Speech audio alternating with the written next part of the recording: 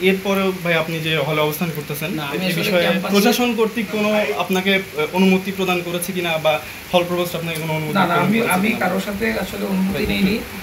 আমি আসলে রাতে কালকে ছিলাম এখানে, হঠাৎ করে শরীর খারাপ হয়ে গেল, একটু অসুস্থ বোধ করে আমি এসে এখানে শুয়েছিলাম। বলবো? জি ভাই বলুন। আচ্ছা, আমি কালকে ক্যাম্পাসে ছিলাম, থাকা অবস্থায় হচ্ছে আমার একটু শরীর খারাপ করায় আমি হচ্ছে এখানে এসে রাতে ভোর রাতের শেষ রাতের দিকে এসে অনুযায়ী অবস্থান করছি, আমি রাতে ছিলাম এটাই। আর আমি সকাল থেকে বের হইনি, এখন পর্যন্ত কোথাও যাইনি, এটা তো আপনারাই দেখতে পাচ্ছেন। ভাই এখন হচ্ছে রাত থেকে তো থাকা নিষেধ গত ঠিক আছে, আমার শরীর খারাপ ছিল, এই জন্যই আমি আসলে রাতে মানে আপনাদের কোনো শুয়েছিলাম। মানে সাংগঠনিক প্রোগ্রাম ছিল এই জন্য এসেছিলেন কিনা না?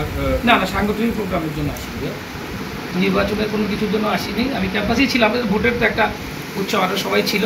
আমি আসলে রাত শরীর খারাপ করার কারণে এখানে রাতে শুয়েছি, ঘুমিয়েছিলাম।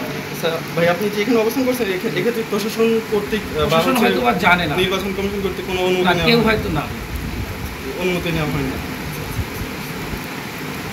ঠিক আছে ঠিক ঠিক। ভাই ব্যাস এবং ভাই, আপনার আমি নাম? 36তম ব্যাচ, ইংলিশ ডিপার্টমেন্ট। আমার নাম হাবিজুর রহমান সোহাগ। ঠিক আছে।